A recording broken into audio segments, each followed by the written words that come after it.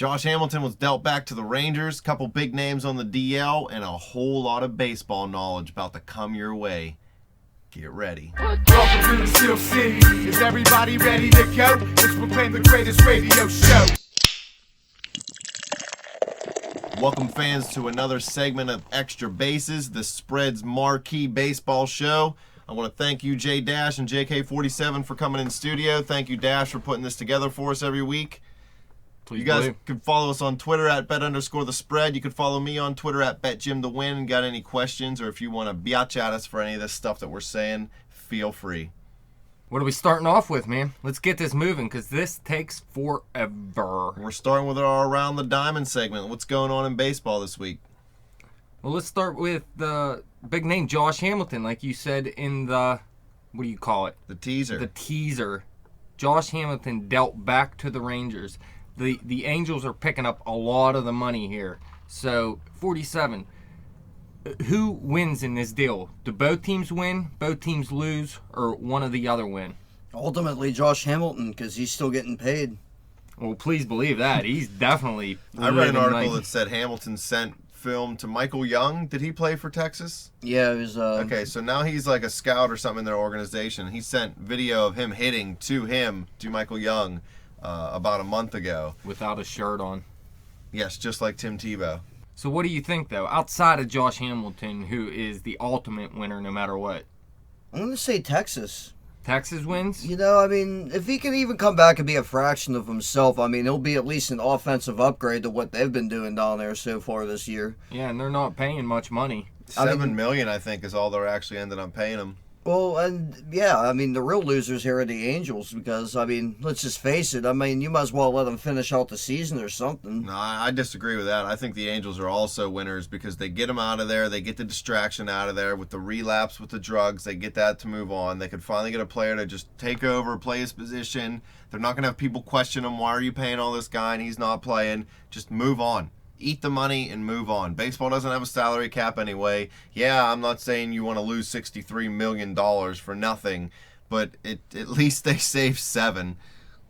Yeah, that's the thing, though. He's at his lowest point right now. If they'd have just brought him back and let him hit for 2 weeks, if he could have had his average at 280, they would have saved so much money. They could have maybe possibly done that, but I think they were just done with the distraction. Oh, yeah. I don't think he wanted to be there. I just think it was Well, he wasn't good with bad the Angels. start. He was very good with the Rangers. Bad to start, yeah. The whole thing going to the Angels, that was probably one of the worst free agent signings in history. Not saying because of him, just it was just not a good fit. I kind of scoffed at it myself whenever it first happened. Did they give money to him or Pujols first? Pujols. Yeah. See, they already had that huge contract on the books. Why do it again? Not to mention, you gave Mike Trout a ton of money already. And Yeah. C.J. Wilson's making a good bit, too. Too much. All right, how about the biggest news in baseball? Everybody wants to move the DH into the NL. They either got to do it from both leagues or don't do it at all. I don't know. I hate the one in one league and one in the not. I'm not a baseball purist, so I know 47, you're probably going to hate on me and say that you like it. But I just think it's stupid. There needs to be some sort of continuity. It's the stats don't mount up. The pitchers either need to man up and hit and not cry if they get hurt, or they just need to stop hitting. I personally think they should just stop crying and hit the baseball. Whether they're good at it or not, oh well. It's tough, though, because a lot of these guys are 6'6", 6'7". You don't really see baseball players that big outside of pitchers, and they're not going to be good hitters when they're that big, so something's going to go wrong. I can see the DH, but really, it hurts the small market teams because then they have to bring in another hitter that's going to make good money. Right, but there's small market teams in the AL already who deal with it. I mean, yeah, there is. And I don't like it because a lot of those teams have to just deal with, like, their fourth outfielder playing DH. Well, that's why I don't like the DH at all. I think they should just hit and stop crying. They're not going to be good at it. Yeah, okay, whatever. But, I mean, Wainwright could have got hurt anywhere. He could have got hurt playing in the backyard with his kids. What's the dude, Scooter Gennett, got hurt in the shower? I mean, come on, people get hurt. It's injuries. We overreact to injuries nowadays, like the media and fans and everything. Oh, as soon as somebody gets hurt, they need to wipe it out of the game. Who was it, the catcher that got hurt after somebody collided with them? And now, yeah, now all of a sudden you can't run into the catcher, and it's so hard to make a play at the plate, it's ridiculous. too much overreacting to injury. It's part of sports in general and baseball. So you let the pitchers hit, and if they get hurt, they get hurt. It happens. I just see it a little different just because you pay these pitchers so much money to be a pitcher. From the very beginning, all you're doing is teaching them how to pitch. And really, they're just not taught to be in that situation. None of that has to do with Wainwright taking a step towards first base and his ACL popping, dude. That could have happened. He could have been chasing his kids around, and that could have happened. It could have, but that's not the only injury that ever happened at the plate for a pitcher. But that's the one that's causing this huge stir right now. Well, Max Scherzer got hurt too or something at the plate. All right, let's move on. How about that Baltimore and Chicago White Sox game that was played without any fans? Good. Baltimore fans don't deserve to be allowed to go see baseball. It's despicable what they're doing to that city. I already told you, though, man. It's probably not all Baltimore people. There's probably people coming in from other cities to just trash that city because it's not their city. Still doesn't matter. They're going to start trying to trash if you let them in there. So you want to let those crazy people go trash Baltimore Stadium? No, not necessarily. I'm not saying this. Well, I don't agree with what they did. What they should have done is moved it to another stadium where you can fill up with I mean, baseball is for the fans. That's why you play the game, I thought. I thought that's what all sports were about, for entertainment. And you don't even let fans in. You're not making money that way, obviously. Yeah, well, they were trying to make a statement that they don't approve of the way people are acting, and they're not going to stand for it. Baltimore is an organization. I don't know. See, I kind of agree with their decision because, I mean, security's an issue. You don't know if you're going to get unruly fans or not. Yeah, well, what about the fans that bought season tickets that are sitting at home? I mean, well, I do agree. Well, there probably definitely were fans that would have went and peacefully watched the game. I mean, but do you really want to take the chance of it escalating into something further? Well, then you move it to another city and play in front of fans who can act right. Right, but then all those season ticket holders still don't get to go see the game because they're going to have to fly to the new city to go see the game. So the people at least that you're money's worried about being made. Isn't that the whole point, for fans to see a game and money to be made? So right, it but keeps this is going a special circumstance, and Baltimore or as an organization wanted to make a point and say, hey, we're not going to stand for the unruliness that's going on in our city, and if you can't act right, you're not going to be allowed to come in here, because they don't want to be liable for people getting stabbed and riots and Molotov cocktails flying onto the field. Making a stand by still playing the baseball game. What they should have done was cancel the game. Well, then they let the rioters win. By playing the game and just saying, we're still going to play, but we're just not going to let you in. That's better than just But what if it ain't the game. even, these riders aren't even from Baltimore? Half of them probably aren't even from Baltimore. Why is it the whole city's fault? It's not. They're not saying it's Baltimore's. Well, they're taking a stand against people that they're just done making nothing a wrong. point. They're protesting peacefully instead of blowing things up. Let's move on. How about the Giants? Bruce Bochy saying he wants to play Belt in left field, Posey at first base more often, and Andrew Susac as the catcher. I don't know who those dudes are. You don't know who Posey is? I know who Posey is. I know who Brandon Belt. I don't really care if he plays at first base or catcher, quite honestly. Belt kind of had a tough season last year. You know, he was an up-and-comer. He finally started getting his hitting going the year beforehand, but I mean, as I was saying, last year struggled mightily. He ended up getting himself hurt. Well, what happened? He started the season, he was leading the league in home runs. I think he had 8 through the first month or something, and then he got hurt and got a concussion or whatever, and he just came back and was never really the same since. I liked Brandon Belt, though. Well, he definitely had a lot of potential. Not as much power as what you'd like to see from a guy his size, but I mean, his bat was definitely coming around. Well, obviously you want to keep Posey in the lineup, so he's either going to catch or play first base. They want to keep Belt in the lineup, but they also want this Susac. The main reason they're doing all this flipping around is because of Andrew Susac, and he was a top 10 catching prospect. He played a little bit for the Giants last season, and maybe had a couple games even the year before. But this guy's supposed to be a pretty decent hitter. I just don't know if he's good enough where you want to start moving Posey to first base already. I don't necessarily think it's about moving Posey to first base as so much as it is keeping his big bat in the lineup. You know, because if you have him for an extra 10, 15, 20 games a year just because you're moving him to first base, I mean, of course, that's not going to really, I still want to catch him, though, and move him to first base sporadically rather than just put him at first base and have Andrew Susac do the main catching. But the thing is their hitting is so scarce out there right now. And yeah, that's the thing. Susac has some offensive upside. you got to look at it this way. I mean, if that's what's best for the team, you get this other good, solid bat in your lineup. Correct. Casey McGee isn't hitting for crap out there. I didn't really think he would. Well, I mean, McGee replacing Kung Fu Panda, I mean, Wasn't going to happen. it just definitely wasn't. I mean, I definitely didn't see him struggling this mightily. I thought he would have hit a little bit better than this. I mean, yeah, he does have a knack for driving in runs. They just got Brandon Crawford back. That helps a little bit offensively. He has low double-digit pop. They got to get Hunter Pence back. That's the main issue. He's probably their best hitter now, and he's been out all season long. But once he comes back, it looks like they'd still go with this situation. That's why Belt's in left field and not go in the right where Hunter Pence is going to be playing. You just got to wonder about Belt's defense out there in left field. Yeah, a little scary. Let's move it along to In the Zone, the hot pitchers and the hot hitters. What are you covering first, Dash? We do hot hitters first. All right. So, 47, give us 3 hot hitters for the week. And not ones you want to take out on a date. That was a good joke. Yeah, it's all right. Us Lions love jokes. My number one's going to be Jose Altuve. Definitely the spark plug of this surging Houston Astros team. I mean, I don't know. I mean, definitely exceeding my expectations. But, I mean, he was 17 for 34 last week, batting .500. Hit a home run, drove in 8 runs, scored 8 runs. Also had 5 doubles, and also added 4 stolen bases to go along with that. Yeah, this guy is a beast. He's the best hitter on this team. He hit, 350 or something last season? It looks like he's well on his way to doing that again. It's hard to repeat such a high average. But Houston, they are on a roll. OPS over 1,000 is ridiculous. Okay, my second guy I'm going to talk about is going to be Michael Brantley. 13 for 28. He batted .464 for the week. Who's he play for? Cleveland Indians. Yeah, boy. I mean, it's a shame that there's not more going on around him up there. I mean, other than that, I mean, those 3 RBIs would definitely be a little bit more eye-popping. Yeah, he's just coming back from an injury, too. This guy was one of the best outfielders in baseball last season. He has 20-20 potential, and he can hit for a high average as well. I mean, this is a guy I'm definitely like a lot.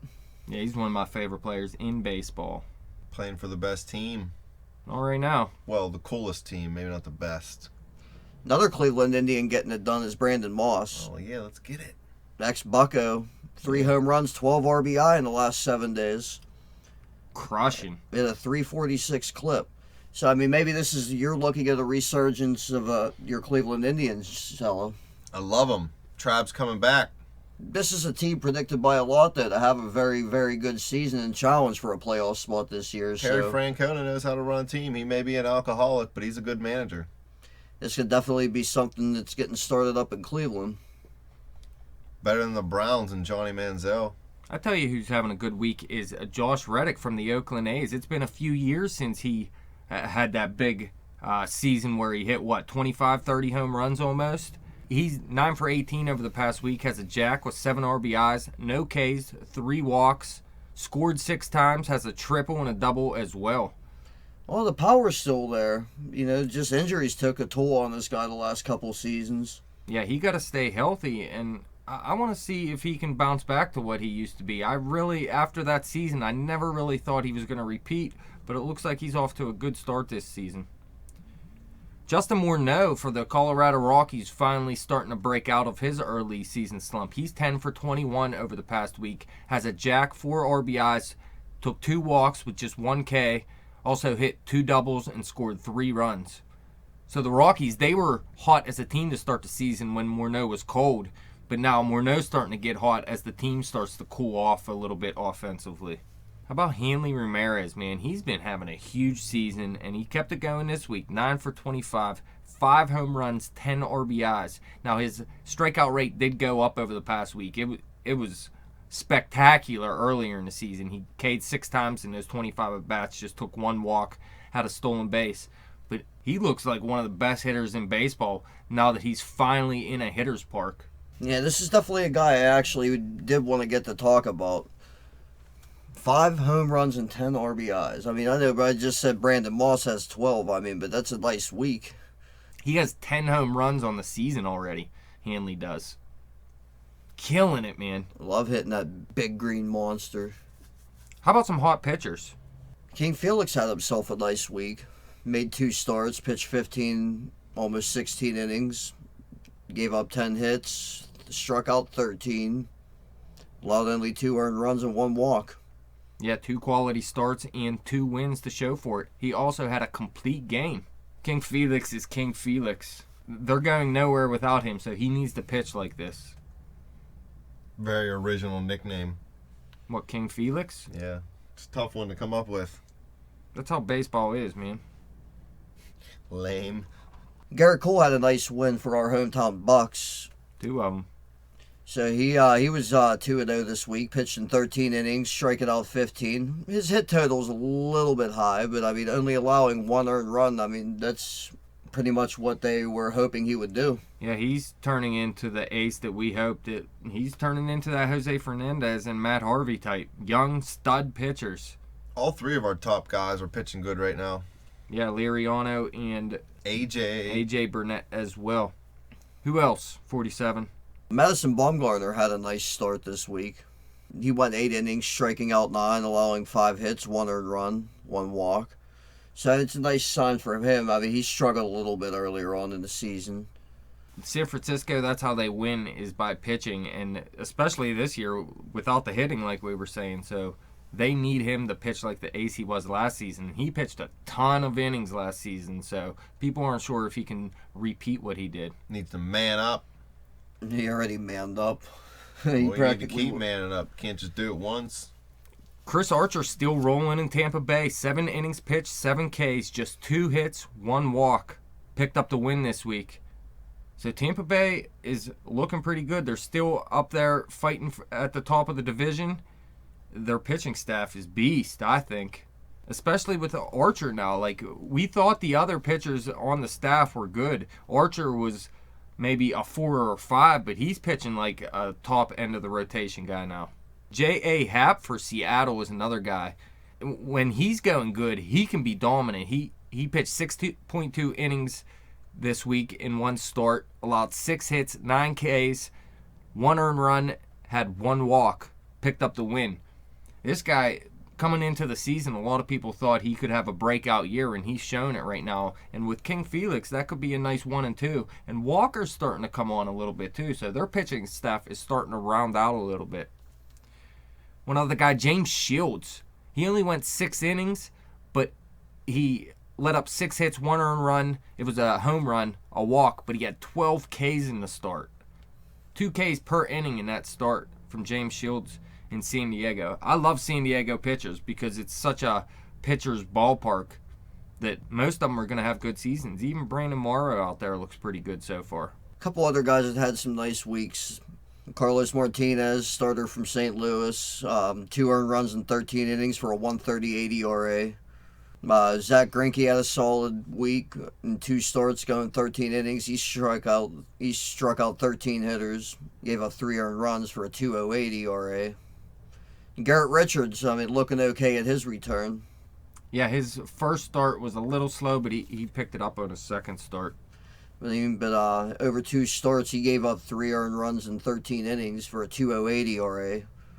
So walks are a little bit high, but it's nice to see him back and actually pitching somewhat good again. You know, he'll only get better as the season goes on. All right, let's move on to some cold hitters. I'm going to start it off here. Let's go with Jorge Soler. This is a guy on my fantasy team I thought could have a big breakout season. He looked good in limited playing time last season. He got called up later in the season. Over the past week, he's just 2 for 20 with 10 Ks, 2 walks, no RBIs. He has a double and a single. That's it. He's playing terrible right now. The Cubs as a team, they look good. They look like a serious contender. Soler was, many people thought he was going to be a leading candidate for Rookie of the Year, but he's actually leading the entire league in strikeouts right now. More than Polanco and Marte, huh? Yeah, definitely. He has like 33 already. Wow. Michael Morse, guy that the Miami Marlins brought over from San Francisco this season to play some first base, he's not having a good week. Just 3 for 20, all singles, has 1 RBI, 7 strikeouts, and no walks. They really need this guy to hit out there in Miami. Another guy here, Dalton Pompey from the Blue Jays, another rookie, supposed to have a decent year. He's just 2 for 20 over the past week. 5 strikeouts. His 2 hits were a single and a double. He does have a stolen base and got hit by a pitch, but he's not doing much right now. He started out the season pretty hot. He's starting to slow down. Devon Travis hasn't slowed down at all, though. Billy Butler had a tough week. He actually had a really good start out in Oakland, but he fell off to 1 for 22. That only hit being a double. So other than that, not really much to say about him. 5 Ks, 2 walks. No, Ian Desmond's struggling down in Washington. 1 for his last 28. That's brutal. Yeah, it's terrible. He gets in spurts like that, though, because he strikes out so much. 10 strikeouts. They need him to start hitting. Washington, they're starting to come on a roll a little bit. I think they won 3 in a row, but they're still not hitting like they need to be and like everyone thought they would be. Will Middlebrooks, another guy struggling. 2 for his last 18. So, he was hot for a while, too, so he's cooled off. The one thing, he still only has 3 strikeouts in that span. Which is actually kind of surprising. Yeah, you'd think it'd be like 10. His teammates struggling with him. Yonder Alonso. He's struggling too, huh? 1 for his last 18, J-Dash. Well, I'll tell you what, at least with Will Middlebrooks, they have that Yangervis Solarte. They can, when Middlebrooks is cold like he is now, they can just place Solarte in at third base, and he's a pretty good hitter too. So they have 2 decent options out there. Whoever's hot, you play him. That 1 for 28 stat line's brutal. How about some cold pitchers, man? I'm going to start out here. We'll go with Drew Hutchison, a guy that a lot of people thought in terms of fantasy, he could be a top 25 starting pitcher this year. He really hasn't looked like it. And over this past week, he looked terrible. Just 4 innings pitched in 1 start, 9 hits, 6 earned runs allowed, 5 walks, no Ks. Got lit up. They need him to pitch well out there, too. They, like we said at the beginning of the season, Marcus Stroman's gone due to, what was the injury he got? I don't think it was Tommy John for Stroman, was it? Might have been. I think it was an ACL tear, maybe. They have R.A. Dickey out there. Aaron Sanchez isn't pitching that well. They're thinking of moving him to the bullpen. They needed Hutchison to have a good season, and he's not off to a good start right now. Ian Kennedy, just returning from the DL, made his first start of the season. 4.1 innings pitched, 8 hits allowed, 8 earned runs, 3 home runs, 1 walk. He hit a batter and struck out 2. Not a good first start for him. And this is the guy I told you I hope he does get blown up, because Eric Hosmer was traded for him in my fantasy league, and that's just bull crap. One more guy here. I'm going to go with CC Sabathia. He's just not the same guy he used to be. Everybody knows that, but he got lit up this week. 5 innings pitched, 9 hits, 7 earned runs allowed, 3 home runs, just like Kennedy. Just 1 walk, but he only had 2 Ks to go along with it. We were actually watching that game. Yeah, CC just didn't look good. His fastball's way down there. Well, listen, Tanaka's on the DL. Sabathia's not looking good. Nate Eovaldi isn't as good as they hoped it'd be. This pitching staff looks like crap. There's a guy in the minors that we're going to be talking about here at the end of the segment, Luis Severino. So everybody stay tuned. This is probably going to be the Yankees' best pitcher soon. Well, a couple guys I want to talk about. Let's talk about Chris Sale. Chris Sale got roughed up in his start. He, in 3 innings pitched, gave up 9 hits, 8 earned runs, including a home run. So he got touched up a little bit. That's tough, because this is your ace, and if he's not pitching well, your team's not going to be playing well. Another White Sox pitcher that struggled in this start was Jeff Smarja. So, those pretty much your best 2 starters right there for Chicago, just having bad starts, off weeks, and... I'll tell you what, though, Samardzija, man, he's looked bad all season. Actually, last week, I think we had him in the hot pitcher segment because he had 1 good start, and we were saying he's probably turning it around now. But look, he goes right back to what he was doing. So this guy doesn't look like he's liking the American League too much. Last guy I'm going to talk about, Shane Green. You talk about the tale of 2 halves of a month. This guy looked like he was going to be a monster early on, but in 2 starts this week alone, 18 hits, 15 earned runs in just 8 innings, and that's over 2 starts. Yeah, terrible. 15 runs in 8.1 innings. Isn't that brutal? after he looked like he was having a breakout season coming over from the Yankees. But you know what? He did the same thing with the Yankees. He had some very good starts, and then he'd just get lit up like this, and it'd just piss you off. But this is the type of pitcher Shane Green is. We were hoping maybe a breakout year. It looks like he's going to be the same type of pitcher. Maybe his better games are going to be a little bit better than they used to be, but you're also going to see him get blown up a lot. One last guy, Jake DeGrom from New York. I mean, he was hot pretty much with the rest of the team. He fell off a little bit this week. He made 2 starts, pitching 10 innings, giving up 13 hits and 9 earned runs in those 10 innings. So not to mention 3 home runs. That's kind of brutal, not being able to keep the ball in the ballpark. Yeah, I think this is just a bad stretch for him. I really like DeGrom, and I think he's going to bounce back. He'll be back. Yeah. People have tough weeks. Let's move away from these cold pitchers and hitters, and let's get on to some league leaders in the doing work segment. These guys are going to be doing some work. Let's start off with the National League batting average leaders right now. How about number 1? D. Gordon, coming in at a .409 average. He had a big season last year. He fell off a little bit towards the end of the season, but everybody coming into this year saying, that was just a fluke year. He's not going to be that great this year. Coming over to Miami, first year there, he looks like he's just moving along. Was he hitting .409 over the last week or for the whole year still? For the whole year. Nice. Yes, he's having a very good season. Number 2, your boy DJ LeMahieu. He's still hitting the ball well. It has a .406 average right now. Colorado, they slowed down a little bit. LeMahieu's still looking good though.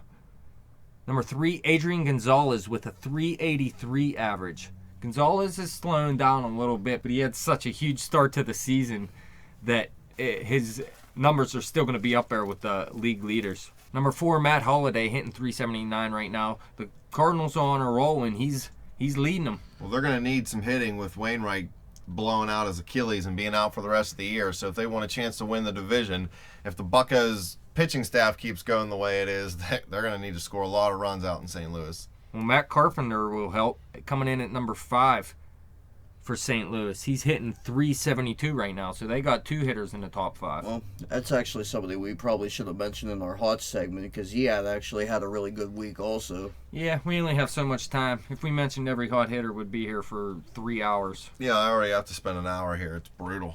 How about the American League average leaders? Josh Hamilton's probably not one of them. I save all these pictures, and JK47 says, screw you, dude. I'm using my own stuff. I'm still using the internet on my beat-ass computer that doesn't load. It makes loud noises. Go ahead. Who's the AL All right. leaders? Bears. Okay, reading them off my beat-ass computer. Okay, Adam Jones coming in at number 1. He's batting .400 for the year. 5 home runs, 19 RBI. So, I mean, this guy getting it done in Baltimore. It's been a little bit of a rough beginning, but hopefully they'll get it turned around. Yeah, hopefully they turn it around while he's still hot. Number 2, Jose Iglesias, still doing whatever it is he's doing out there, defying odds, surprising people. He's batting .377. Do work, son. Number 3, another Detroit Tiger, Miguel Cabrera. He's hitting .373. No shock there. He's getting it done. 2 Detroit players in the top 3, killing it right now. Number 4, J-Dash's savior at second base for his fantasy team, Jose Altuve. He's batting .367. He actually had a huge week. I got the number 5 guy, too, starting at third base. Mike Moustakas in Kansas City, batting .356. I'm really liking what I'm seeing out of Moustakas this season. It's actually, it's people been waiting a long time for it, especially the Royals. Royals. Long time. This guy's been in the league for, 4 or 5 years now? Yeah, him and Hosmer actually were supposed to be... They're still young, though. Yeah, they are. All right, let's move on to NL home runs. Like I said, Adrian Gonzalez still on these lists. He's sitting at the top of the list with 8 home runs still. Now, he had 5 in his first, 3 games or something? So, he's only had 3 since. So, like I said, he's cooled off a little bit, but he's still playing good baseball and leading a pretty good Dodgers team. Number 2, Joey Votto with 7 home runs, tied with Todd Frazier. Each have 7 home runs. So, 2 Cincinnati Reds with 7 home runs each. They're getting a lot of power out there in Cincinnati right now. And rounding out the top 5, tied at number 4 is Justin Upton and Giancarlo Stanton, each with 6 home runs. I'm not big on Upton this season. He's not having the greatest season. His power is still there, obviously. Stanton, like you said last week, Jim, isn't having the greatest season either, but his power is still there as well. How about the AL home runs? 47. The guy we talked about earlier, Hanley Ramirez, he's tied in first place with Nelson Cruz. They each have 10 home runs apiece. Ridiculous. What are they through? 23 games or some crap? Yeah, Ramirez only has, 82 at bats, I think. Yeah, he's on pace to break the record right now. Both of them are. Home run every 8.2 at bats and 8.7 for Nelson Cruz. So that is pretty impressive. Number 3, Mark Teixeira. He has 8 home runs. Pretty surprising. He's not hitting the ball very well, I don't think, right? His average is low. Well, the power's still there. It's just the bat speed necessarily isn't. I mean, he's still connecting, driving some balls over the wall, but I mean, batting .216 for the year isn't going to cut it. You know, number 4, J.D. Martinez. He has 6 home runs, and he's tied with Devon Travis. Devon Travis, how about that? Second baseman, rookie second baseman for Toronto. He's not even a top prospect. He made a couple top 100 lists, but he usually fell out of the top 100. He's a beast. NL RBIs. It starts off with Giancarlo Stanton already with 21 RBIs. So like I said, he's still producing runs. He doesn't have to hit 300 if he's producing runs like he is right now. Paul Goldschmidt sitting at 20 RBIs. He's having a huge season. He's leading the entire Diamondbacks team in every major category offensively. Adrian Gonzalez in RBIs too. He has 19. And then Joey Votto and Starling Marte each have 17. Marte's a surprise to me because his average is still low. He's showing huge run production with the homers and the RBIs. When he gets his batting average up to 290, he could be killing it. AL, we got a first place tie by Hanley Ramirez and Nelson Cruz, 22 RBI each. Surprise, surprise. So actually, a lot of the AL leaders are pretty much universal. Tied for third, actually, with 19 is Adam Jones and Devon Travis. 19 RBIs. So, I mean, those guys getting it done. Mark Teixeira, he rounds out your top 5. He has 18 RBIs. As long as he's producing, I'm playing him, but I'm not sold he's going to keep it up.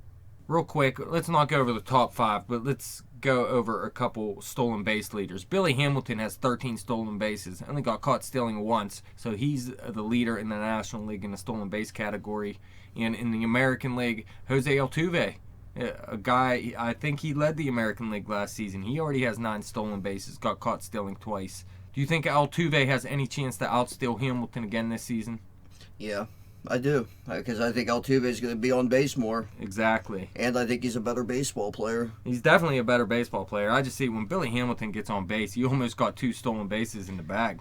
Yeah, but I mean, if you want, people are going to get used and they're going to adjust to the way he do things. That's just the way the games are nowadays. They're overcoached. You know, once you get used to his antics, once you get used to seeing what he does and everything he brings, I just think it's going to be possible to game plan for that element. People are just going to start going after him and keeping him off base. That's what I'd do. I'd just blow heat, straight heat by him. All right, let's move on to some pitching. Let's go to NL wins. We got a bunch of guys with 4 wins here. We'll name a couple. Bartolo Colon pitching well for the Mets still this season. Zach Greinke, no surprise there. He's not the ace out there, but he could be an ace for 95% of the teams in the league. Garrett Cole has 4 wins. That guy hasn't lost since September of last season. I think he has 8 wins in a row now. He's turning into an ace right now. Matt Harvey, he was an ace, 2 years ago. Went on Tommy John surgery, or had Tommy John surgery. He's coming back this season. He looks like the ace he was. And Michael Wacha has 4. He has to be the ace in St. Louis now that Adam Wainwright's done. How about the American League wins? Well, since there's a couple with 4 and 10 people with 3 wins, we're going to make this brief. Do it up. King Felix and Alfredo Simon, each with 4 wins apiece, they top the American League win leaders. Alfredo Simon getting wins. You know, Somebody's got to without Verlander. And then among the people tied for third, you know, one of them you got Mark Burley. ERA is a little bit high, but he's finding a way to get the job done. Good old Burley. How many years in a row does he have 10 wins and 200 innings? I don't know. Pretty much forever. I think it's either 14 or 15 years, or he's either going for. He got to pitch well out there, too. Like we said, Toronto's pitching staff not looking too great to start the season. You know, we mentioned Chris Archer earlier. He has 3 wins. Guy out of the Yankees bullpen, actually, he's been untouchable. Dylan Betances. Yeah, but Betances, dude, was a monster last season. Is he pitching well? He He still is has 7 pitching. walks, though. His walk rate is up a little bit from last season, so I'd be careful. He's still not back to where he was. No, but if you look at his overall numbers, though, just 5 hits with those. So, I mean, his walks and hits is slightly below 1. Right. But hasn't allowed an earned run yet. He's striking people out, so his control will get better, and maybe we'll even see him back in the closer's role at some point or another. All right, NL earned run average. Still sitting at number 1, Anthony DeSclafani from the Cincinnati Reds with a 1.04 ERA. I'm really liking this guy. It looks like he's having a breakout season. His last start wasn't as dominant as he was early in the season, but he still pitched well enough to keep his team in the game. And with Johnny Cueto out there, I think that's a good one too, especially with Homer Bailey now done for the season. Number 2, Max Scherzer. No surprise there with a 1.26 ERA. He does not want to bat anymore. Number 3, Adam Wainwright, another guy that does not want to step in the batter's box. He's sitting with a 1.44 ERA. That will remain the same for the rest of the season. Is that a direct quote from Wainwright? What? He doesn't want to bat. Did you? Well, that's the guys complaining. Scherzer and Wainwright are the guys complaining about not. Oh, quit crying and swing the bat. If I was a pitcher, I would love to hit. Actually, I was a pitcher and I used to love to hit. So Number 4, another St. Louis Cardinal, Carlos Martinez. 1.73 ERA. I traded this guy because he was in my bullpen. He was a relief pitcher for the Cardinals last season. They always knew he was going to be a starting pitcher. He was a top 25 prospect. He has ace-type stuff. He's a shorter guy, maybe 6 foot. And I'm not too big on the shorter guys, but he's looking like he's having a breakout season. I expect him to cool off a little bit as it goes along, though. Garrett Cole, I don't expect to cool off, but I also don't expect a 1.76 ERA by season's end. It got to go above 2, I would believe. How about the American League earned run average?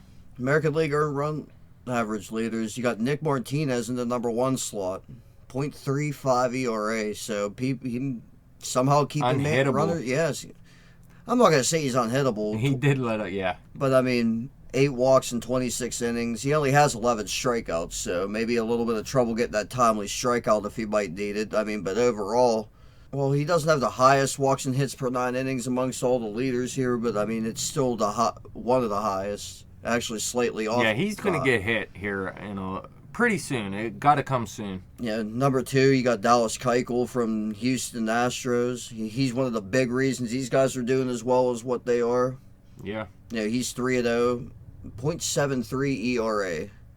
So, he's definitely shown that his breakout season last year wasn't a fluke. Yep.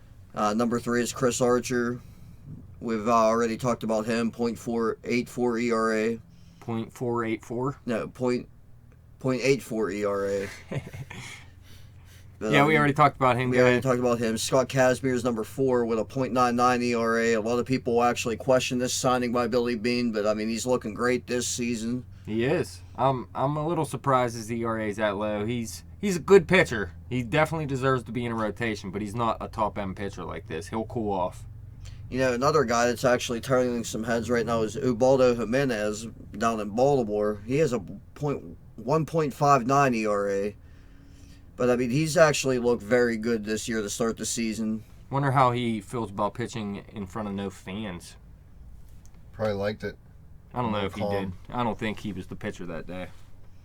Playing with no fans normally probably doesn't bother him. He probably just growing cocaine in his baseball fields back home. Straight from Colombia. Has a little gram stuffed inside each baseball he brings back home. All right, real quick. NL saves. We got Familia from the Mets with 9 saves. Trevor Rosenthal from the St. Louis Cardinals with 8 saves. One of my favorite closers in baseball. Jason Grilli sitting at number 3 with 7 saves. Everybody loves grilled cheese. Number 4, Craig Kimbrell. Still not looking on top of his game so far in San Diego. Still a pretty good closer, though, with 6 saves, tied with Santiago Casilla from the Giants, who have 6 saves. And I'm surprised they even have 6 wins. All right, your AL save leaders. Okay, in the first place tie, you got Houston Street with 9 saves. And Joakim Soria, he has 9 saves as well. Both pitching lights out. Yeah, both of those closers very good. In third place you have Andrew Miller from the Yankees. Yeah, he's been actually very, very good to start the season. He has 8 saves. Fernando Rodney is in fourth place. He has 7 saves. Been roughed up a little bit. Yeah. And running out your top 5, you got Minnesota's Glenn Perkins with 6 saves. Houston Street's old as balls, isn't he? I don't think he's super old. He's in his 30s for sure. Dude just feels like he's been around the street a lot. He used to pitch for what? San Diego, Oakland. Yeah, both of those teams. You're right. All right, so that wraps up the leaders. You want to Moving do on K? No, let's not do Ks. We'll do Ks next week. We don't need them all. Well, let's move on to the training room and get these DL updates out of the way. Out of the way. You love this, man. You want it to go on forever. Let's start off with DL hitters. The Dodgers outfielder Yasiel Puig was placed on a DL this week after re-injuring his hamstring. He was sitting out some time, came back, played 1 game, re-injured his hamstring. They finally decided DL for you, buddy. What's rough, they got rid of Matt Kemp, right, in the offseason. Matt Kemp's out. And Puig and the next guy you're going to talk about, Carl Crawford, he's on the DL too. Yeah, he was just placed on a DL prior to Tuesday's game. He has a torn right oblique, and there's no timetable for his return. They said it's going to be a pretty long while for him. So the Dodgers without 3 of their outfielders from last season, but they also got Andre Ethier out there. They got Scott Van Slyke is playing good baseball out there. They can play still. And then they got that rookie, Jock Peterson, who looks great this season. So they're basically like the hoarders of outfielders. They do. They have a ton of outfielders. And there was some speculation that they would actually trade for Josh Hamilton before he went to the Rangers. They were talking about bringing him in. Yeah, I don't think that would have been a good idea. That would have been horrible. All right, Nats third baseman Anthony Rendon is rehabbing a knee injury. He missed 3 straight games with tightness in his side, but he's coming back. He took grounders and ran on Thursday, and he looks to be back in the lineup today, Friday, for Double-A Harrisburg. So he's still rehabbing, but he's going to make his return somewhat soon. Well, they definitely need him, too. They were hoping he'd be back by now. Another third baseman, Mets third baseman David Wright, he's scheduled to field ground balls and do a little bit of running to test his hamstring out. He's currently on the 15-day disabled list with the injury. He's actually eligible to return. They're targeting for him to return in the middle of next week. Can't wait. Yeah, definitely. I mean, that's another J-Dash fantasy player right there. Please believe. Christian Yelich, he had an MRI, and it showed a bulging disc in his lower back. He's actually on the 15-day disabled list right now. They're hoping he'll be back in the lineup in early May. So, I mean... That's a big piece to Miami right there. Well, Miami's actually... Well, we'll get to that with the hot teams segment, but, I mean, Miami's actually rebounded a little bit, playing some good baseball, so getting him back would be definitely an added bonus. Blue Jays, shortstop Jose Reyes, placed on a DL. He had a cracked rib. He was trying to fight through it, stay off the DL. It just wasn't working out. He wasn't playing good baseball. They figured the best thing for him, just place you on the DL, get healthy, come back, and play good baseball. Now, their outfielder, Michael Saunders, returned from the disabled list last Saturday, and that looks like it's going to send Kevin Pillar to the bench. Athletics left fielder Ben Zobrist underwent arthroscopic surgery on his left knee Tuesday. He has no timetable for his return. Outfielder Coco Crisp for the A's. He's still on a DL with an elbow injury. He's close to joining Class A Stockton. He's going to take batting practice today and tomorrow, Saturday, and he's going to eventually play in some rehab games with the club, but they don't know how many yet because he really didn't play much in spring training. Brewers outfielder Carlos Gomez, he was insisting that he'll be off the 15-day disabled list Saturday against Chicago. He's been sidelined since mid-April due to a hamstring strain. A lot of hamstring strain injuries. Goddamn hamstring. But, I mean... They need Gomez back. He's their best hitter, but you know what? It might be too late already. This team is horrible. No pitching. But they haven't really haven't been doing anything well up there. What about Scooter Gennett? Who cares? You're not going to mention him? I was going to mention him, but, I mean, I just don't really care about him. I hear you. He's expected to begin a rehab assignment, so hopefully those stitches don't come out. He's expected to play in 4 games at Wisconsin. Enjoy that cheddar. It's delicious. Yeah, he might come off the disabled list Tuesday. Might take a couple days later. He should be back sometime soon now.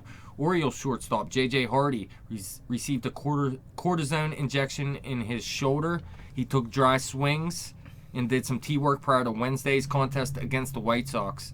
He's going to travel with the club and start playing in some minor league games. I've had a cortisone shot in my shoulder many times. It's not fun. I believe it. Sucks. I've had one on my wrist, too. Their catcher, Matt Wieters, he played 4 innings in an extended spring training game Monday. He hasn't played since May 10th, recovering from that elbow injury from last season. And their second baseman, Jonathan Scope, another guy who's injured on the 15-day DL with a knee injury, he has some time to recover. It's going to be a while. He had fluid drained from his knee in order to help quicken the recovery, but it's still going to be at least 4 more weeks at minimum. Tampa Bay catcher John Jaso, his left wrist injury that he sustained opening day hasn't improved enough to bring him back. He's been placed on the 60-day disabled list, pushing his timetable back till at least early June at the earliest. He beat nuts. He's a pretty decent hitter, too. They need him back because their lineup isn't that great. I tell you who has been hitting well since he came back, though, is James Loney. Yeah, I'm not surprised. I mean, he's always been a half-decent hitter. Doesn't have the power, but I mean... Correct. Braves announced that Chris Johnson's placed on the disabled list with a left hand fracture. So, I mean, that's a blow to the Braves lineup. Boston outfielder Shane Victorino on the 15-day DL with a hamstring injury, expected to be on the DL longer than the required 15 days. It's not a big deal, though. They're going to be bringing up that Rusney Castillo soon, and Victorino is going to be left on the bench. Royals outfielder Alex Rios, broken hand, might begin hand strengthening exercises in a few days. He still has a while to return yet, too. Well, good news for the Giants. Hunter Pence could begin taking batting practice within the next few days. Yeah, he's still recovered. He's still recovering from his fractured forearm that sidelined him for the start of the season. Although he will not be back in the lineup before May 1st. Well, today is May 1st, so got to be soon then, huh? I'm looking for within the next 2, maybe 3 weeks. That's whenever I originally thought he'd be back in the first place. So, I mean, definitely a good sign for the Giants. I mean, if they can get that good pitching and Pence comes back and you get him, Posey, Belt, you get them guys going, could be some interesting baseball. It appears the Indians outfielder Nick Swisher, who's working his way back from surgery on both knees, could return this coming week. He could actually be back this weekend. How do you think this would help the Indians? Well, when he's right, he can hit pretty well, but when he's not, he's a detriment to his team, I'd say. Like last season, he wasn't a good hitter, but the year before, he was killing the ball. I thought he was a locker room favorite up there. In Cleveland. Yeah. Jim, is he a locker room favorite in Cleveland? Everybody in Cleveland loves him. How about the Astros? What's going on with them, 47? Oh, they suck. No, they do not. Worst team ever. No, not really. But the Astros they placed Jed Lowry on the 15-day DL with a thumb injury. He'll undergo surgery to repair the torn ligament in his right thumb, and he'll be out until after the All-Star break. Is now the time to bring up Correa, or maybe have a look at him at least, anyway. Good. I mean, I don't know what he's doing in the minor leagues right now, though. He's killing it. He's one of the best hitters. Him and Corey Seager are probably the best 2 hitters in the minor leagues right now. Dodger prospect. Yes. Rangers first baseman Mitch Moreland. He's been trying to play with elbow issues this season. He had surgery on Wednesday to repair some loose bone chips. He's expected to miss 2 or 3 weeks of action, so they'll get him back in a reasonable amount of time. Cardinals outfielder Randall Grichuk said he threw Tuesday for the first time since injuring his back. He's been on a disabled list with a strain in his lower back, and he's not expected to be ready to come off the DL when he's first eligible tomorrow on the 2nd. Well, Cubs second baseman Tommy LaStella has been able to do some throwing and rehab work in the pool. He hasn't begun hitting yet. He's been on the disabled list with a strained oblique since April 9th, and he's actually eligible to return any day now. Do they need him, though? That's the question. Is there a spot for him? Probably not.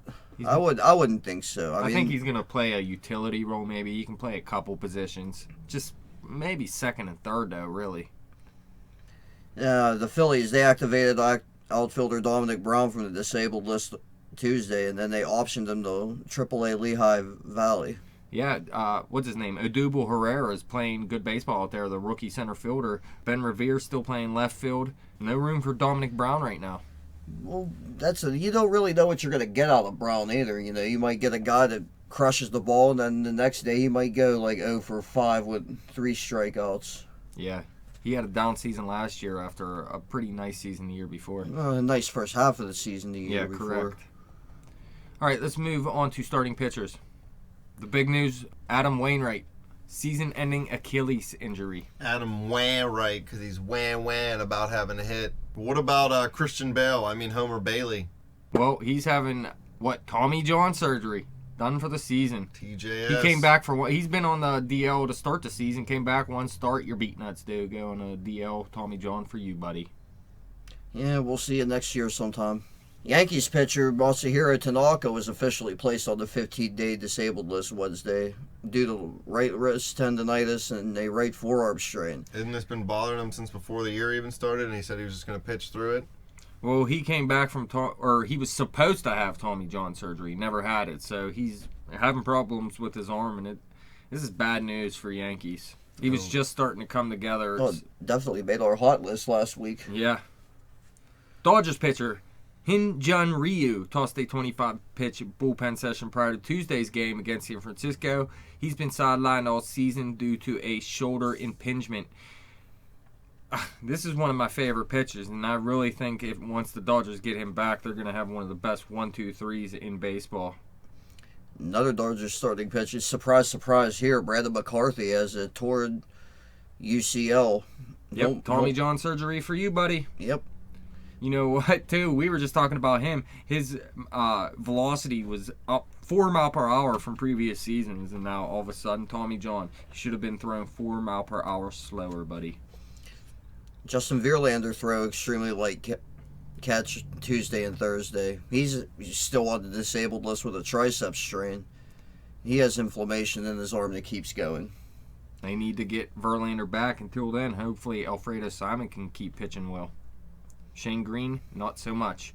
Giants pitcher Matt Cain working his way back from a forearm injury. He's sitting on the 15-day DL. He played catch from 60 feet on Tuesday, threw 25 times, and reported no discomfort in his arm. He was able to play catch without any pain Wednesday as well, so he's working his way back. Good for him. I like Matt Cain. Me too.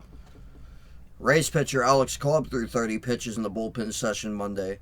Cobb opened up the season on the disabled list with forearm tendonitis, and provided he doesn't encounter a setback, he's expected to throw 2 more bullpen sessions before returning to face batters in live batting practice. So that's a good sign for Tampa Bay. Yeah, Drew Smiley came back. He only lasted 4 2/3 innings, though, during his debut on Friday against the Blue Jays. This is a good pitcher, though, so I expect him to bounce back. He was on the DL with a shoulder injury. Rangers got 2 pitchers on the DL here. That's why they traded for Hamilton, more offense. Matt Harrison, he is on a 60-day DL right now with spinal fusion surgery. I won't even come back from that.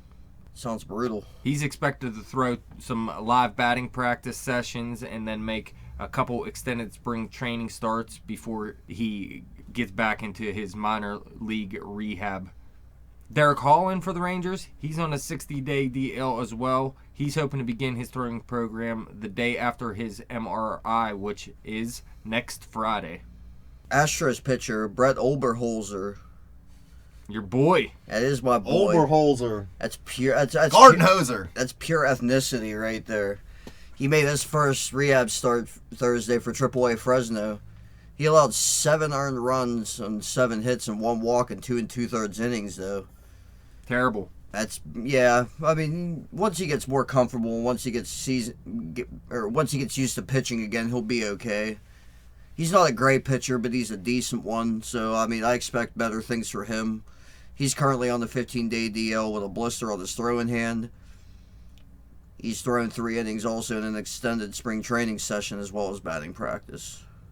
How about Diamondback starting pitcher Archie Bradley, the big prospect rookie, pitching well to start the season. He's on a 15-day DL. He got struck in the side of the face with a ball. He suffered a right sinus fracture. Patrick Corbin threw all of his pitches in a 30-pitch simulated game over 2 innings at Chase Field on Tuesday. He's working his way back from Tommy John surgery. He's expected to make another simulated game appearance Sunday. Mariners pitcher Hisashi Iwakuma was able to do some light throwing and strength exercises on Monday. He has a grade 1 lat strain he's recovering from. His initial projections were for him to miss 2 to 4 weeks. That was about a week ago, so 1 to 3 weeks maybe. Couple of A's pitchers. AJ Griffin, he's currently on the 16-day DL with an elbow injury. He's scheduled to throw a second simulated game Saturday before heading on his rehab assignment, so he's pretty close to coming back. Jared Parker was able to throw 5 innings Tuesday for Class A Stockton as part of his rehab assignment. He's currently on the 15-day DL with an elbow injury. He allowed 3 runs, 2 earned on 4 hits with 7 strikeouts on 71 pitches. So not a great line, but not a horrible one either. So Parker's actually not a bad pitcher. So Yeah, I mean, he's all right. He'll the Athletics definitely looking forward to these guys being back soon. San Diego Padres. Ian Kennedy, we said he got blew up in his first start since returning from a hamstring injury. I hate you. Padres pitcher Josh Johnson, he was able to throw off the mound to live hitters on Tuesday. He's working his way back from an elbow injury. He's had a lot of DL stints in his career. I really don't see much out of Josh Johnson these days. Just a shame. He could have been one of the good ones. Charlie Morton, he's going to pitch a minor league rehab game on Saturday. He's still on the 15-day DL with a hip injury. Twins pitcher Ricky Nolasco is being activated from the 15-day DL on Saturday to start against the White Sox. It'll be a nice boost for Minnesota. Phillies pitcher Chad Billingsley allowed 7 runs in 5 innings of work at his third rehab start at AAA Lehigh Valley. He's currently on the 15-day DL with an elbow injury. So not a good sign from Billingsley. He's actually had a lot of medical issues. Could have derailed his career. How about Jose Fernandez coming back from Tommy John surgery? He's finally throwing to live hitters. He's expected to return by late June or early July. It's nice to see him getting back into some baseball activity, though. Yeah, you're excited because you have him on your team. Well, everybody should be excited because he's one of the best pitchers Oh, he's in baseball. definitely. I actually can't wait to see him pitch again. Please believe. Until he pitches the Pirates, and I'm going to be like, what the hell we got to face this guy for? Yeah. Royals pitcher Chris Medlin thrown to hitters on Monday for the first time since undergoing Tommy John. And the Mets have announced that right-hander Rafael Montero will go on the 15-day DL with a rotator cuff inflammation. This guy was working out of the pen for the Mets, and then he made one start for him, and he's already going on a DL. This is a pitcher I kind of like. He'd be a nice number 5 for the Mets, which would be a nice number 3 for most teams. He's beat. DL relief pitching, a couple here. Dodgers closer Kenley Johnson faced live hitters for the first time in his recovery from foot surgery. He tossed 20 pitches and reached 96 miles per hour in the session. So, I mean, the heat's still there. Correct. He's expected to start a minor league rehab assignment with Class A Rancho Cucamonga. Hang around here. The Cucamonga Cracker Killers. Anyone on the block would have Sounds paid for it. Sounds like a vacation spot on The Simpsons. Rancho Cucamonga, Rancho Relaxo. He'll need 6 or 7 innings of relief before joining the big league club. So, I mean, they're real close to coming back and helping out this good Dodgers team. They got another relief pitcher they just put on the DL, Joel Peralta. He's been a good pitcher for the Rays over the past few seasons, correct? Was he with them last season? I believe so. I know he was a Marlin at one point, too, wasn't he? Yeah, he played for a few teams. But he's a pretty good relief pitcher. He's dealing with a case of dead arm. He has no strength in his shoulder, so they just put him on a DL, give him some time to recover. Royals closer Greg Holland, one of the best closers in baseball, threw his first bullpen on Tuesday. He had a grade 1 pectoral strain through 15 pitches. He said he felt good. There's a chance he'll be ready to come off the DL this coming week. Timing can't be better either. Well, Wade Davis is a monster, too. They both are. Rays pitcher Jake McGee pitched 1 inning Tuesday at his first rehab start for Class A Charlotte, retiring all 3 batters he faced.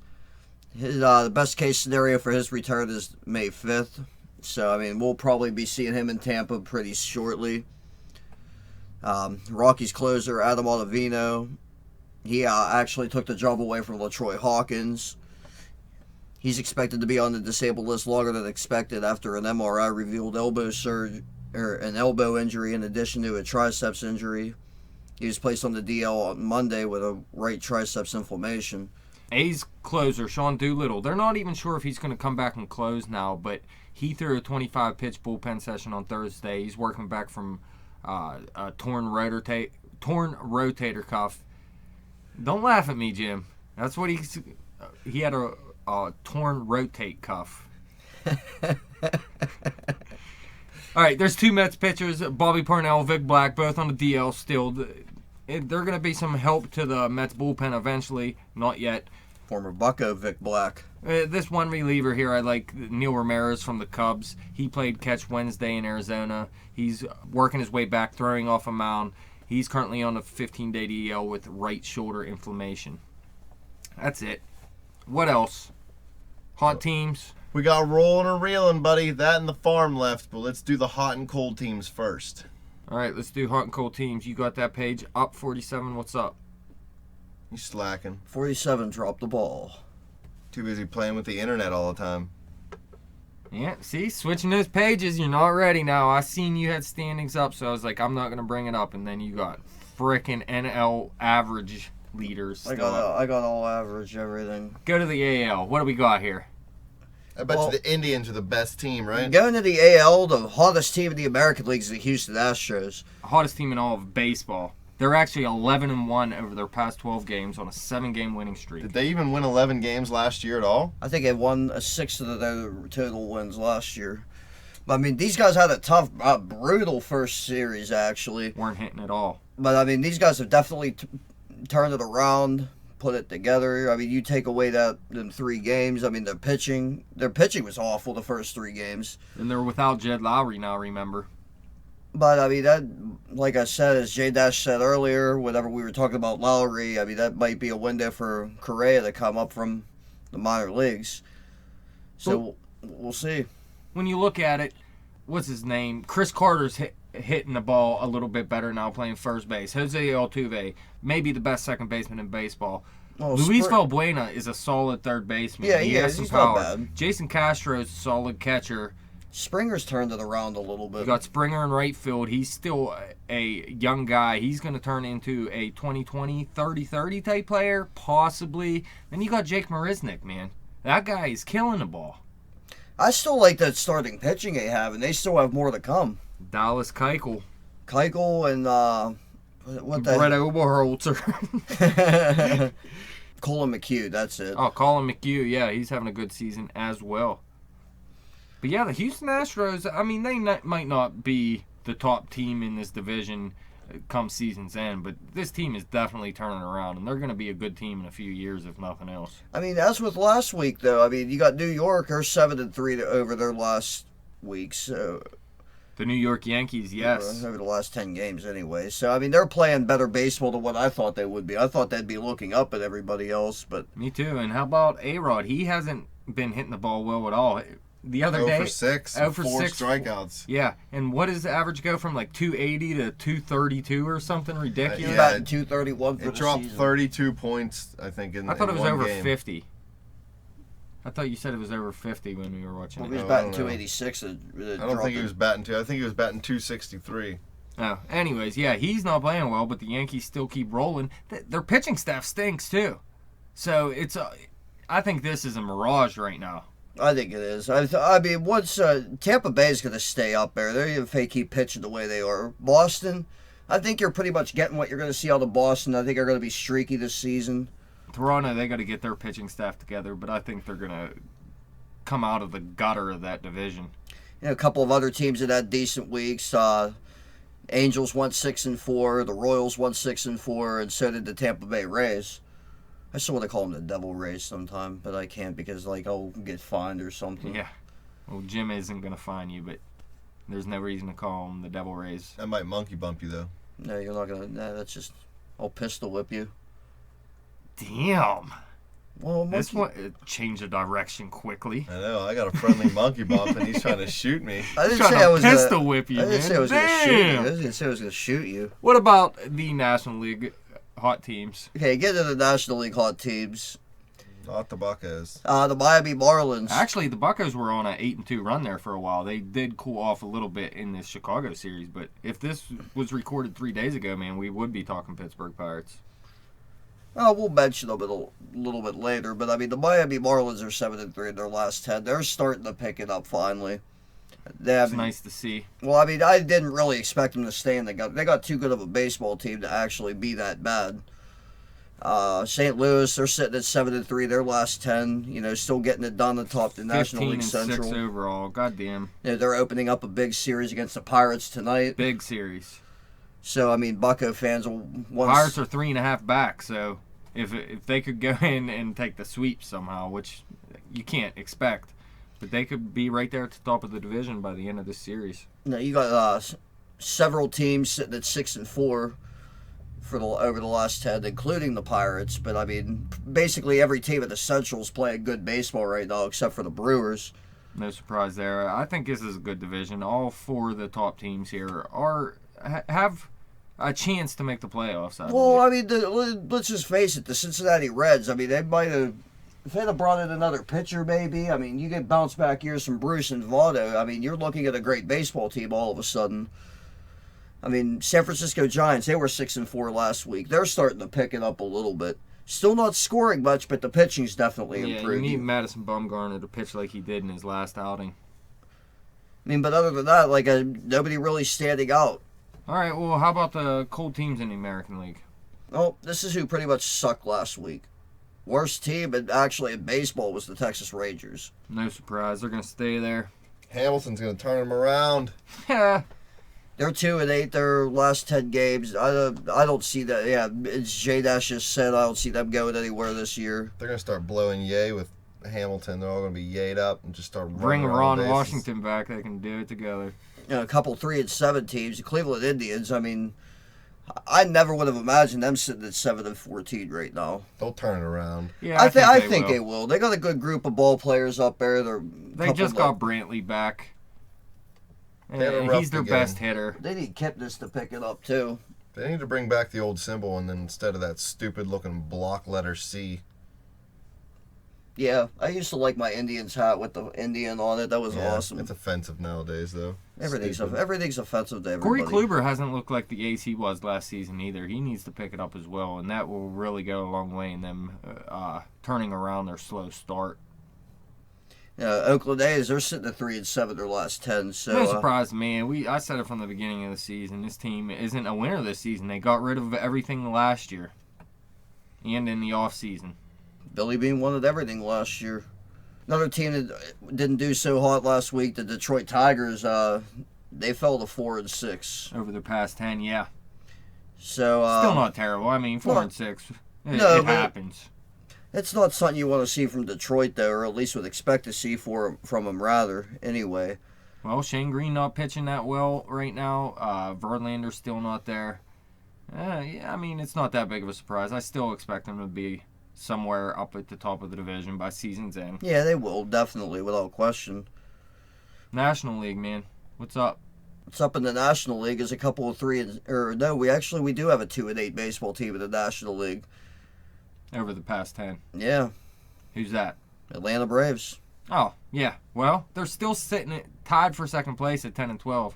But this is a team that I said could be the worst team in baseball. And they're not even getting good pitching now from Alex Wood or Tehran or any of those pitchers that were supposed to have good seasons. They're actually calling up that, I'm going to butcher this name, Foltynewicz, I think is his name. Mike Foltynewicz. What's a Foltynewicz? He came over from the Astros. It was one of the Astros' top prospect pitchers.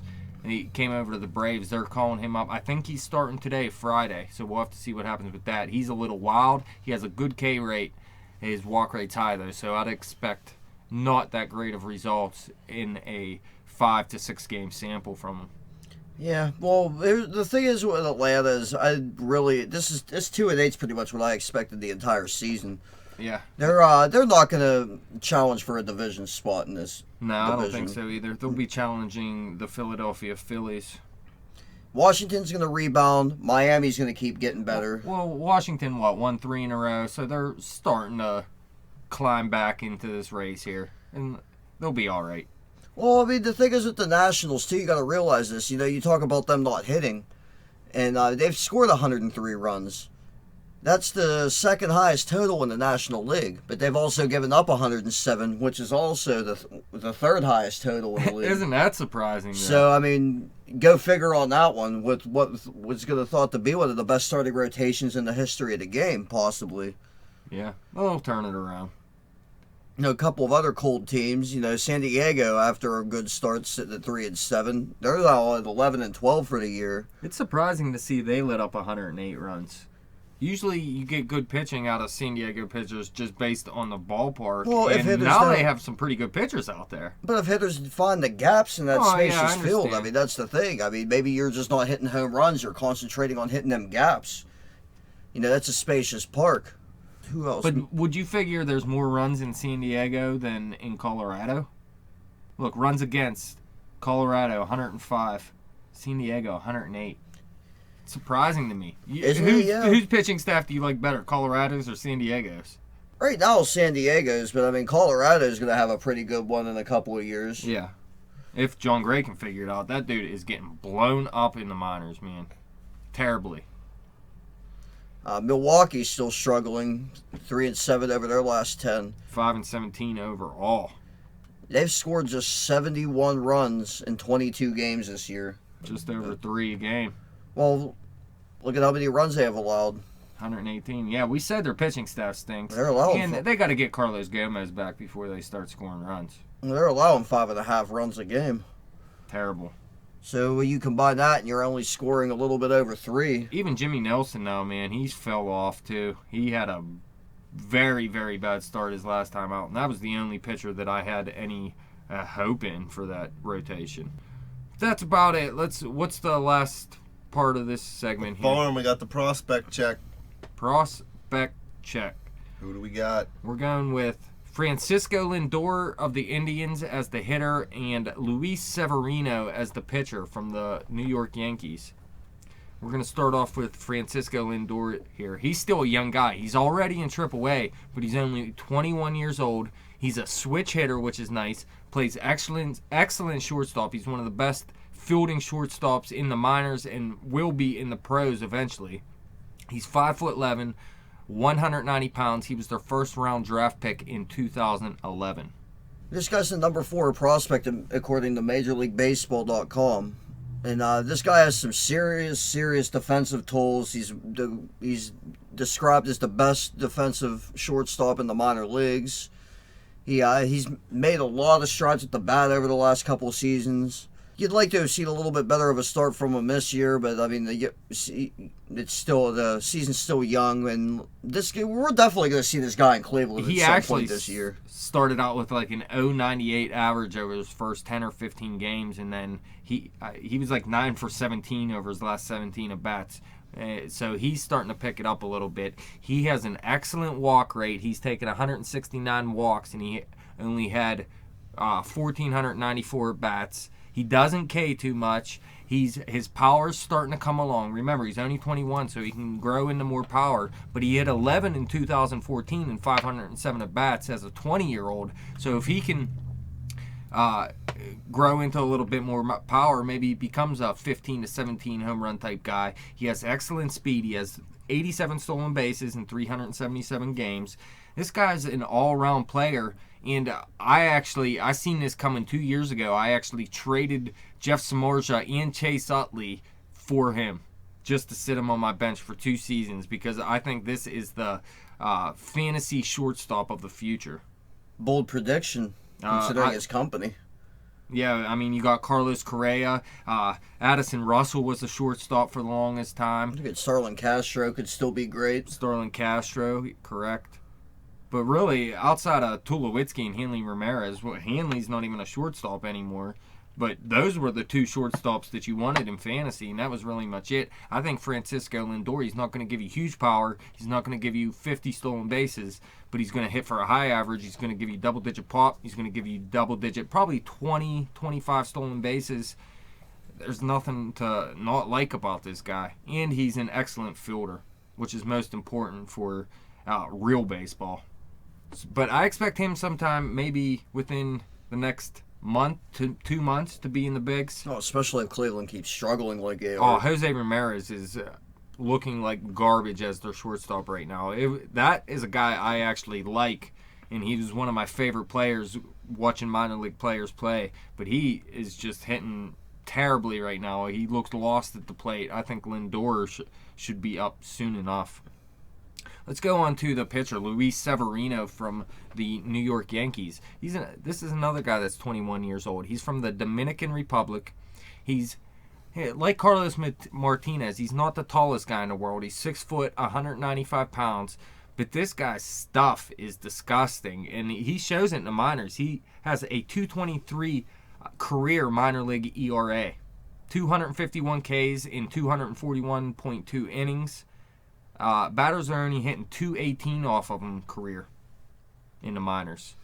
This is definitely something to get excited about in the Big Apple. Please believe. This guy's fastball has a peak velocity of 99 miles per hour. Yeah. And he keeps the ball in the ballpark. He doesn't get a lot of balls high up in the zone. He's allowed just 6 home runs in 221 and 2/3 innings through his 3 pro seasons. His changeup gives him a second-plus pitch. He loves throwing it. His slider's more of a work in progress, but it'll become at least an above-average offering. He's very strong. He reminds me a lot of Nigel Gruff. You remember that old Sentinels kicker from the Replacements? Mm-hmm. The smoker? The smoker. He's smoking out there on the field. Yeah. That's who this guy reminds you of. What a great comparison. It's better than Mel Kiper comparing Amari Cooper to Jerry Rice. No, I just said that because of the scene with Gene Hackman, and he's wiry, and the one guy couldn't pronounce it. Yeah. But, I mean, anyway, yeah, this guy got some serious gas. His changeup's awesome. Slider's going to be good. You know, his fastball grades is a 70. Well, look, like I said, he threw 241.2 innings in the minors. He only let up 194 hits. He's had an ERA over, 279 just once through any stop in the minors, and that was an A full, and it was only 4 games. Outside of that, 279 or better ERA. So this guy is pretty hard to hit. The Yankees rotation is garbage. So this guy needs to get up there as soon as possible. He's pitching well in Double-A right now. I'd like to see him move him to Triple-A, give him 5, 6, 7 starts up there, and then bring him to the bigs and let him go. Think we'll see him in September? I think it should be before September, honestly, because their pitching staff is bad. And look, they're in first place right now. Somehow, you got to get your best players on the field, and Luis Severino is going to be one of their. If Masahiro Tanaka can come back and be a good pitcher, then maybe Severino's a number 2. But if Tanaka doesn't turn out to what people hope he could be before his Tommy John, then Severino should be the number 1 out there to me. But who do you think, Severino or Lindor first? Definitely Lindor, without question. Both teams, like Cleveland, they really need a shortstop to come up. They have him in Lindor. The Yankees, they really need the pitching, and they have it in Severino. So they both have the needs, but yeah, I see Lindor too. Lindor's just more polished at this point or another. I'm not saying that Severino's numbers haven't been impressive. 7 home runs in 241 innings. So, I mean, this is... That's ridiculous. That's like... That's like my pitching stats on MLB The Show, basically. One more than every 30 innings. So that's going 3 starts without allowing a home run before you allow a home run, and then 3 more starts, and then so that's pretty impressive. 2 big-time prospects I expect to see in the bigs sometime this year. I'm really looking forward to both these guys. Lindor is going to be a future all-star 100%, and I see Severino as a top-of-the-staff type pitcher. Well, that wraps it up. Thank you guys for coming in studio. Thank you, fans, for listening. For more baseball knowledge, you could follow us on Twitter at bet_the_spread. Follow me on Twitter at betjimthewin. You could like us on Facebook and subscribe to that YouTube channel.